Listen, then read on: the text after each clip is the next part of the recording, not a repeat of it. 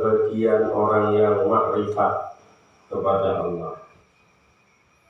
As-sabru utawi sabar. Salatu maqamatin itu ada 3 tingkatan. Sabar itu ada 3 tingkatan. Tarkus syakwa, yang pertama meninggalkan wadul atau tidak mudah mengadu, mengeluh. Sakwa itu seperti itu artinya. Jadi tidak mudah mengeluh atau tidak mengadu.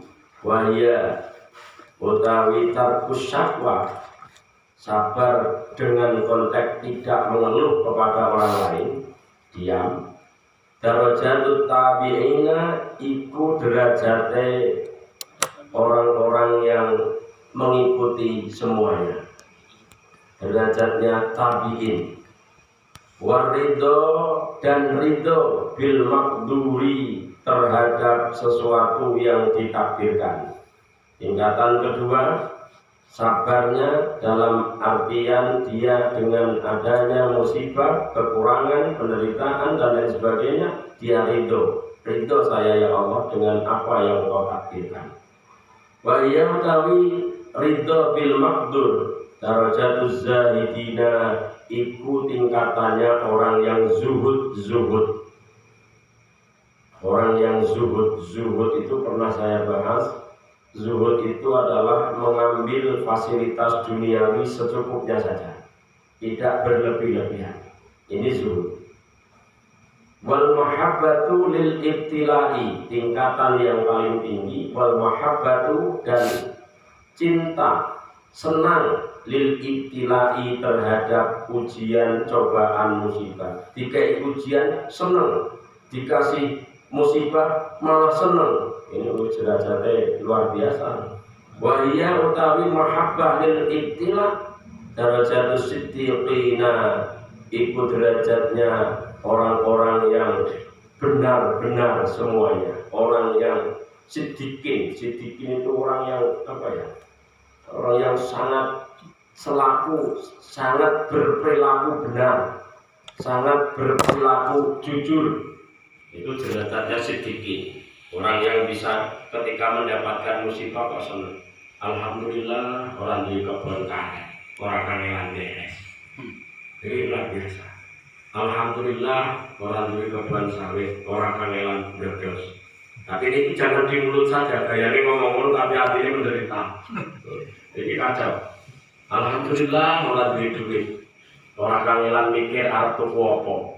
Gaya ini padahal hati ini Allah. Kok yang di lagi kacau. Mau saya mencapai derajat tinggi alhamdulillah.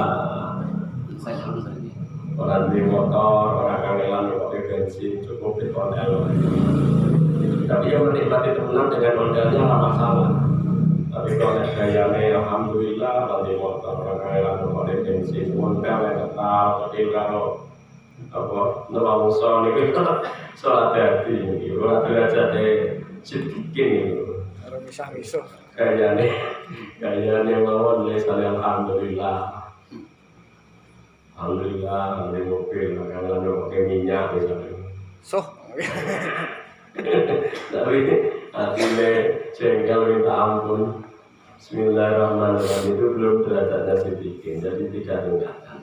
Kita dengan adanya musibah tidak mengadu, tidak mengeluh saja, itu sudah masuk dalam kategori sabar. Tidak mengeluh, ya Allah. Iya toh, aku iki uripku ngene, ngopo to sampean ndak? Lalu, tapi kare kok yo. Bakal kare. Niki wis melahakan itu santan dari rasakan. Tapi nek kok dalam kegagalan demi kegagalan wis menengah kita pilih sing kosong. Menang mawon tidak mengeluh, tidak mengadu niku wis sabar. Sing tingkatan lebih tinggi tadi itu aku ridho itu ora ngomong nih tenang ae, tetap seneng, duit ya tetap senyum, orang duit ya tetap senyum. Niki ridho tandane itu. Tapi nek duit kita sumringah, orang duit kita ucap modal ini, nonton karakter orang yang model seperti ini ada. Mulai di duit, kalau nyari minta ampun ya. Luar biasa. Tidak duit, orang duit ini ketolong tadi duit ya. Oh, masih aja. Oh, model itu ceritanya. Oh, ratu apal karo santri gitu. Kanca-kanca iki santri ono sing anggere wis curun apa kowe. Kiriman teh. Aku udah kiriman lagi terus dikirim puas. Bunga minta ampun bayari. Bayari. Wah, sudah dengan tadi. Nah, ini cerita. Tapi nonton karakter orang yang tidak punya uang yang biasa, punya uang yang biasa, standar lah. Jadi orang yang barangkali masuk dalam kategori ini, abido bil makdur, ridho terhadap sesuatu yang ditakdirkan Allah. Kalau yang tindakan terakhir ini, masya Allah ini bukan tingkatan yang lain. Boleh berat, malah senang. Perlu dipertanyakan itu. Loroi Pak. Melahirkan, lalu orang cici lagi. Kita tidak bisa terlepas dari masalah. Masalah urip itu tidak akan lepas dari masalah. Orang kan mendapatkan hidup tidak ada masalah. Oh tidak bisa, tetap punya masalah. Makanya yang minimal itu tingkatan kedua lah yang bisa kita raih. Nek tekan tingkatan yang tertinggi nih, monggo syukur alhamdulillah. Tapi nek pulau kita itu tekan ini, perlu bisa minimal isi rotok mikir, isi rotok merengut piye carane. Ngono ya. Cari jalan itu. Oh, kosong itu. Maksudnya Pak, aku lagi ada di sana.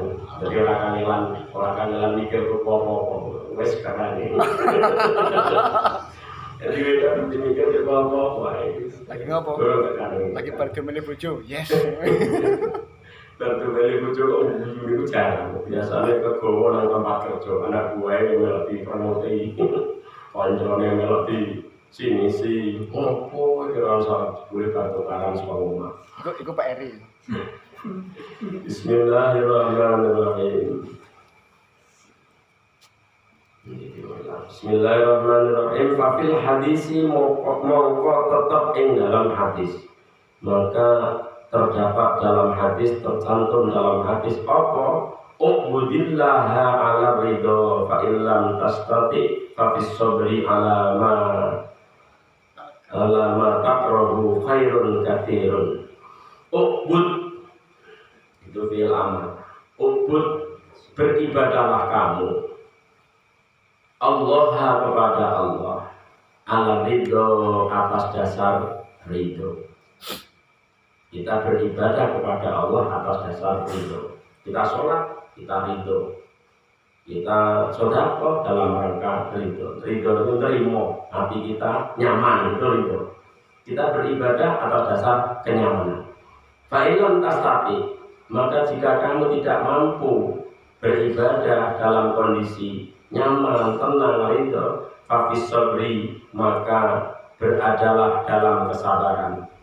Alama atas perkara takrahu yang kamu tidak suka, khairun, maka itu menjadi kebaikan katsirun yang banyak.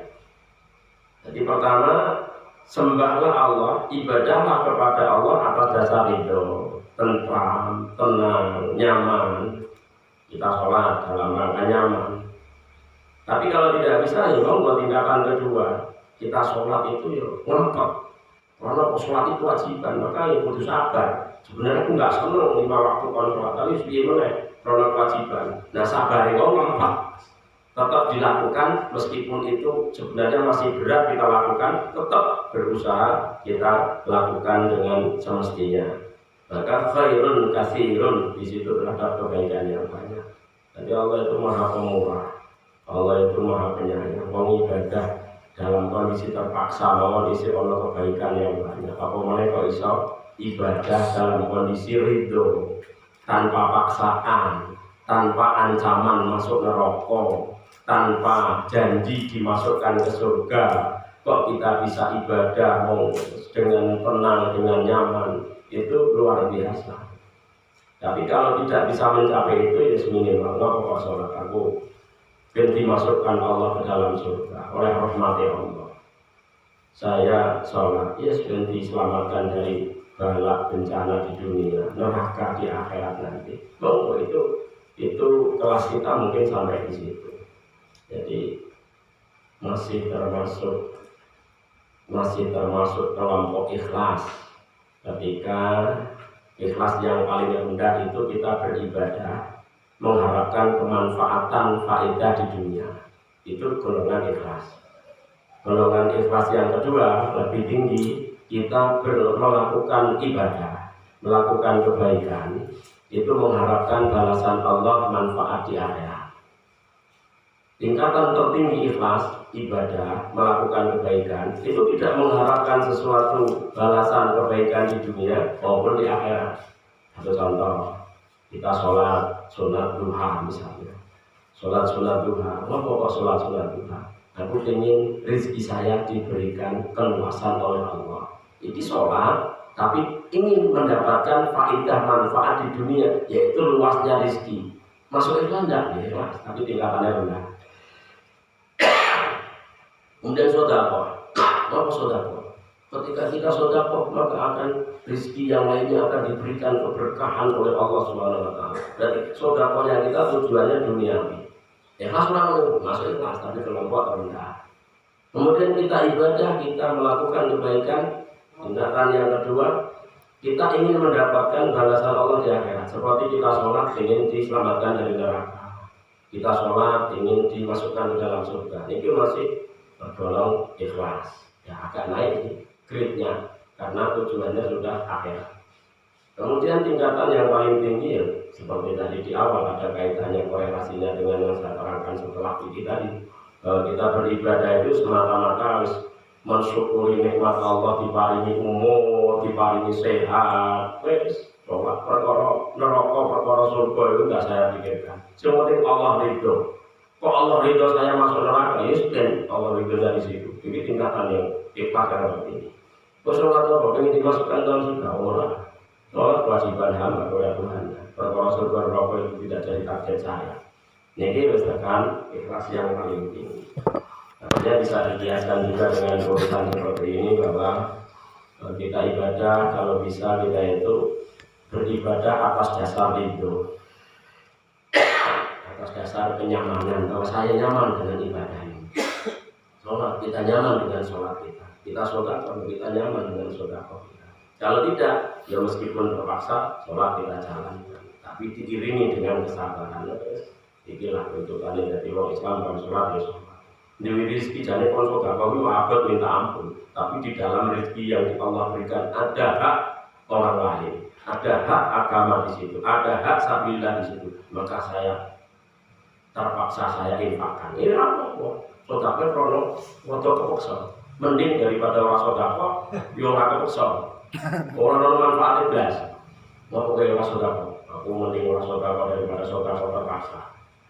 Dan pulau mending sodako meskipun terpaksa, dari hasil sodako itu orang manfaatkan orang lain. Wes orang sodako, ya terus orang ikhlas kan, loro-loronya orang sodako keluarkan meskipun orang ikhlas. Nanti ikhlas itu orang tinggal kalian masing-masing. Terpaksa jadi eman, jadi harga panen guys, biayanya kewajiban agama pengen mau terpaksa, orang bisa pengen sodako. Berbeda sedikit tapi efeknya ya foto. Foto-foto ada orang yang mendapatkan manfaat dari sedekah yang kita lakukan. Walaupun berangkatnya sing siji ikhlas, tenang, ridho, sing siji terpaksa. Ini agama memberlakukan sedekah. Aku mau sedekah, ayo mana bisa. Itu lebih baik daripada ya wis ora ikhlas, ya ora sedekah blas. Bismillahirrahmanirrahim. Wal maqalah tu utai maqalah, ganti maqalah. Itu yang kemarin, mendukung keterangan yang kemarin. Kalau yang keterangan terakhir ini, wal maqalah tu utai maqalah asadi satu wal isruna yang nomor 26. Auha iku menurunkan wahyu Allah Ta'ala sapa Allah Ta'ala ila ba'dil anbiya'i kepada sebagian para nabi alaihi salam. Allah menurunkan wahyu kepada sebagian nabi. Biasanya kalau model-model seperti ini nabi siapanya itu di luar dari nabi dan rasul yang 25 orang. Man laqiyani wa huwa yuhibbuni adkhaltuhu jannati wa man laqiyani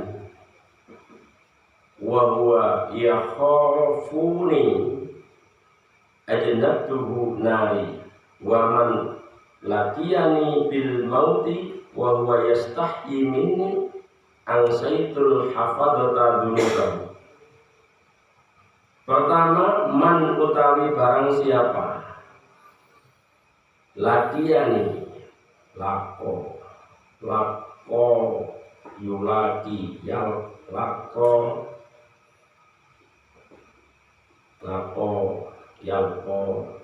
ilkoan. Man utawi barang siapa laqiyani iku berjumpa sapa man ing ingsun bil mauti sebab mati, karena ketemunya Allah itu dengan mati. Itu bahasa lafiah. Barang siapa berjumpa denganku wa huwa hale utawi man yuhibbuni iku orang yang cinta kepadaku. Barang siapa yang bertemu denganku dalam keadaan dia cinta kepadaku, kok mati dalam kondisi matinya dengan sikap cinta kepada Allah, ayyastaku, yaitu rindu sokoman ilayya kepadaku, wayarghabu dan senang dia fima terhadap perkara indi yang ada padaku, minat tawabi nyatane pahala. Dia berjumpa denganku dalam keadaan cinta kepadaku, artinya dia rindu kepadaku, dia suka terhadap sesuatu yang aku siapkan, yaitu pahala. Adkhaltuhu jannati, adkhaltuhu maka aku akan memasukkan dia jannati ke dalam surgaku, ma'as-sabiqina beserta orang-orang yang terdahulu. Barang siapa berjumpa dengan Allah dengan mati dalam keadaan dia cinta kepada Allah, Allah akan masukkan dia ke dalam surganya. Ciri-ciri orang yang senang berjumpa dengan Allah adalah dia mengharapkan, menginginkan, senang terhadap balasan pahala dari Allah Subhanahu wa Ta'ala. Rindu kepada Allah berarti tidak menghindarkan mati. Justru kekasih-kekasih Allah itu berharap secepatnya berjumpa dengan zat yang dikasihinya. Jadi kekasih-kekasih Allah niku nek ajeng ninggal niku seneng. Walaupun sing urip niku menangisi, jamaahe muridé nangisi, teman dekatnya nangisi, tapi yang bersangkutan justru malah senang. Kenapa? Karena akan berjumpa dengan Allah, zat yang dirindukan, zat yang dikasihinya. Jadi kematian bukan sesuatu yang menakutkan, tapi justru lebih cepat lebih baik bagi orang-orang seperti itu. Karena apa? Kecintaan sudah ada dalam dirinya, kerinduan kepada Allah sudah luar biasa. Dunia itu sudah terpinggirkan dalam benaknya. Jadi operasi mau gede-gede, operasi mau taksol goyang. Kita isi belajar ke situ. Bu tekan bola. Allah akan memasukkan ke dalam surga. Waman laqiyani, barang siapa berjumpa denganku bil mauti dengan sebab mati, wal halu utawi keadaan dua utawi man yakhafuni iku orang yang takut kepadaku.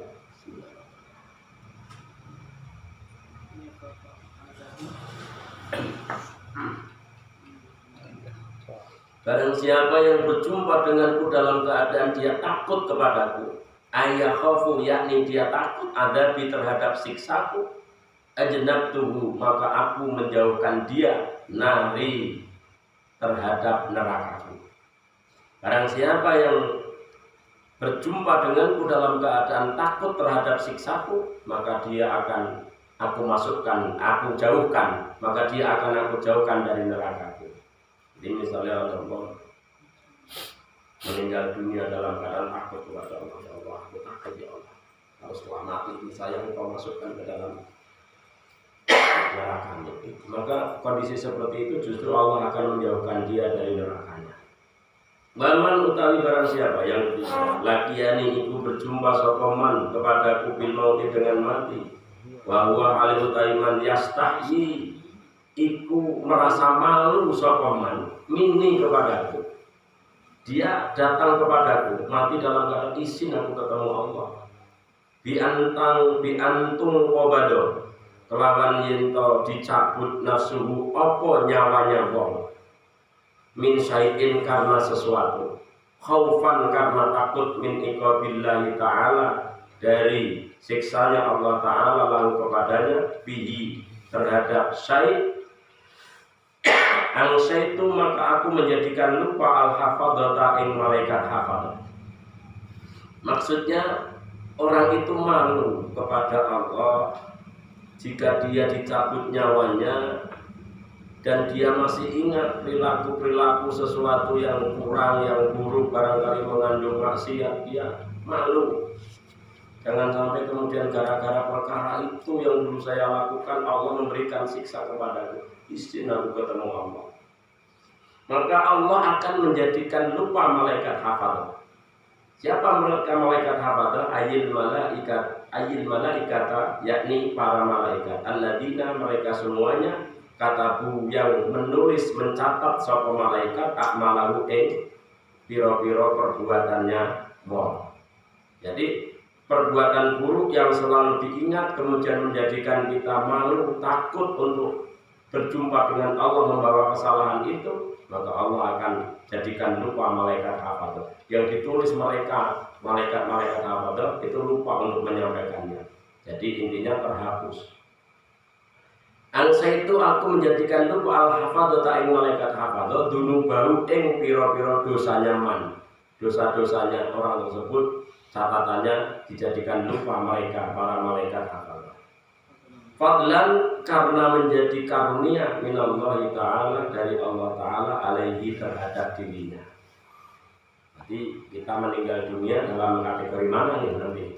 Apakah kita meninggal dunia dalam keadaan rindu kepada Allah, maka kita dimasukkan ke dalam surga? Apakah kita meninggal dunia nanti dalam keadaan takut kepada Allah akan siksanya? Apakah yang ketiga kemudian kita malu berjumpa dengan Allah karena pernah melakukan perkara yang menjadikan perkara tersebut menjadi sebab datangnya siksa Allah kepada kita? Nah, mana yang mau kita fokuskan di sini? Kalau bisa semua pertama kita cinta meninggal dunia dalam keadaan rindu kepada Allah, cinta kepada Allah. Itu dimulai dari mana? Dimulai dari kita ketika hidup.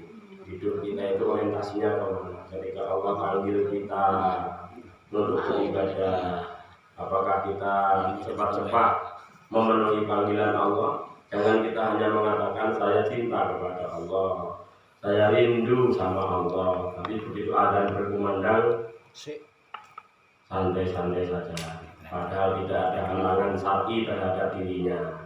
Jadi kan, Masya Allah, berarti pengakuannya tidak sesuai dengan perilakunya. Ketika kita merasa rindu dengan Allah, yang malah kayak simpen Safid Al-Bunani, Bapak Sufyan Ats-Tsauri, yang dia menjadi kekasih Allah itu gara-gara setengah jam sebelum waktu sholat sudah siap berada di masjid. Setengah jam sebelum waktu sholat sudah siap di masjid. Baca lari. Itu ditanya, kenapa engkau lakukan seperti itu? Karena saya malu. Sekali dipanggil, saya seorang hamba Allah yang baik kok menghadap Allah kok nunggu dipanggil. Ya, saya tunggu panggilan Allah. Itu menjadi penyebab dia termasuk diangkat menjadi waliullah, menjadi kekasih Allah.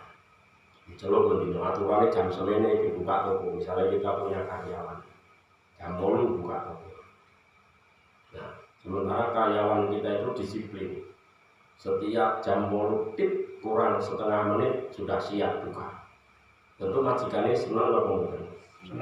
Senang dengan anak buah disiplin. Itu mana anak buah wayai buka toko kok jam 8, tekonnya jam setengah 9. Nah, ini Puput. Nah, gambaran lebih suka lagi toko urung buka, anak buahnya wis nunggu di situ, wis bersih dan sebagainya. Senang menang.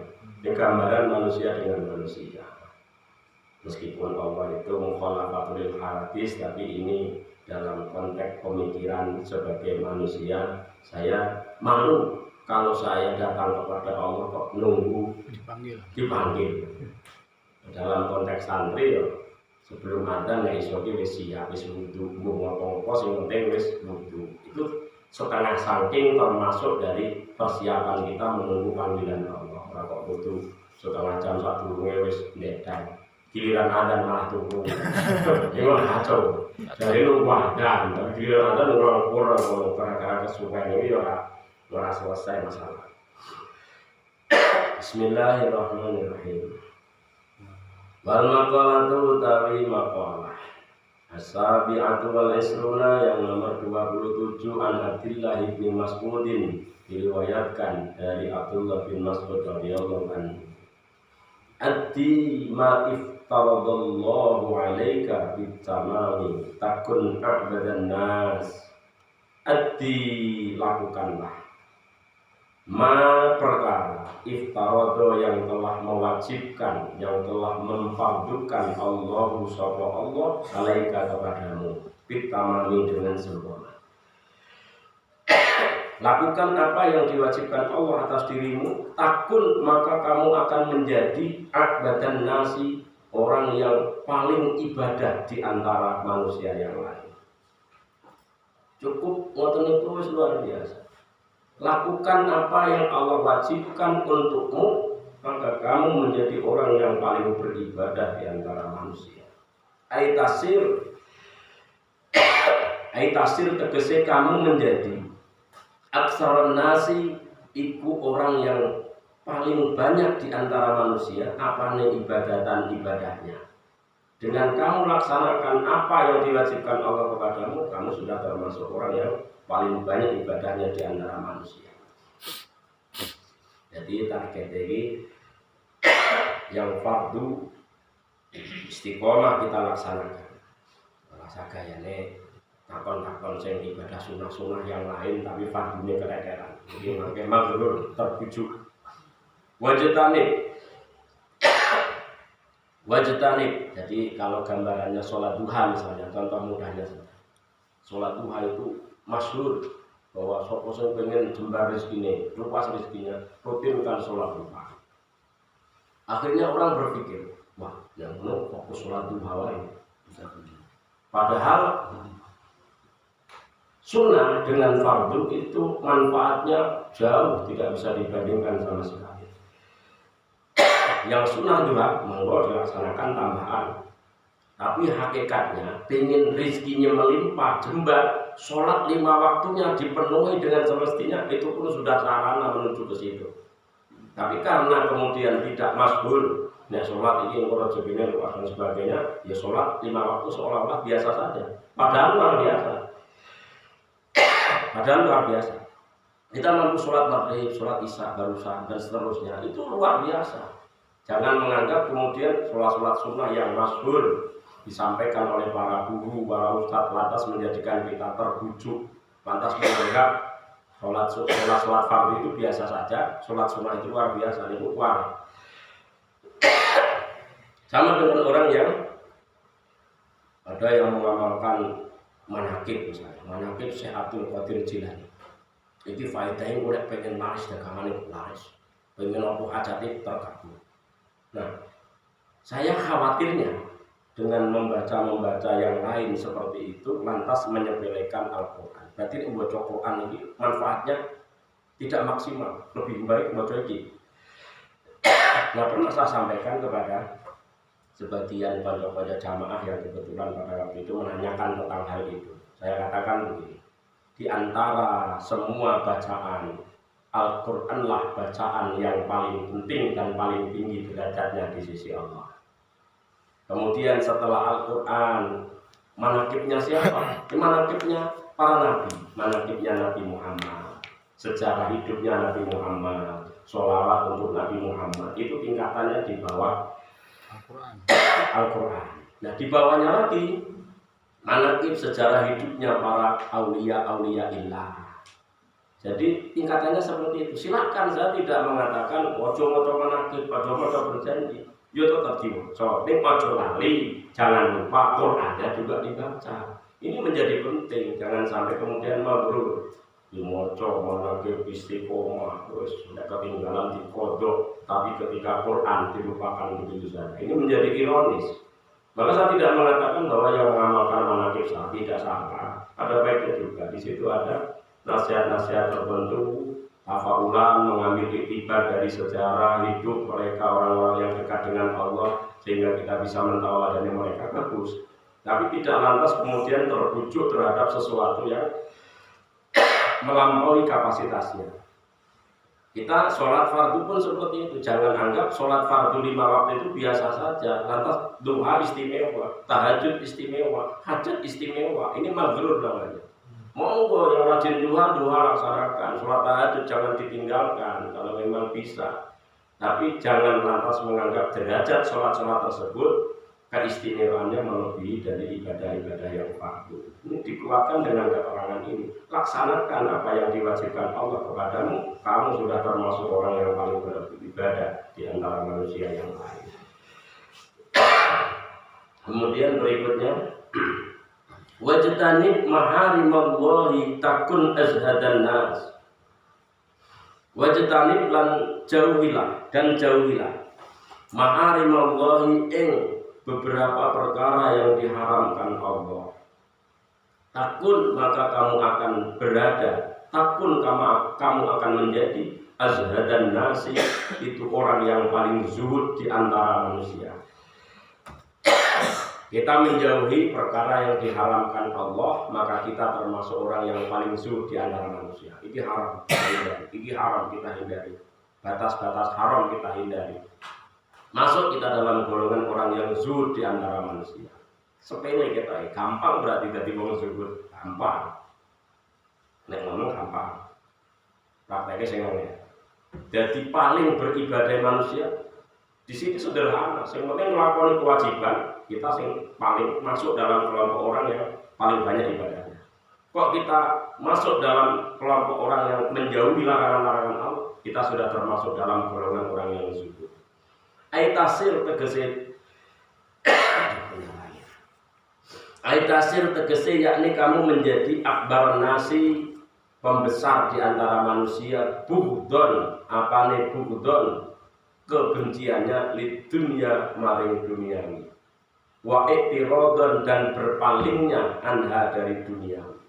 Karena biasanya maharimullah atau maharim Allah, sesuatu yang diharamkan Allah itu lebih dekat, lebih identik dengan urusan duniawi.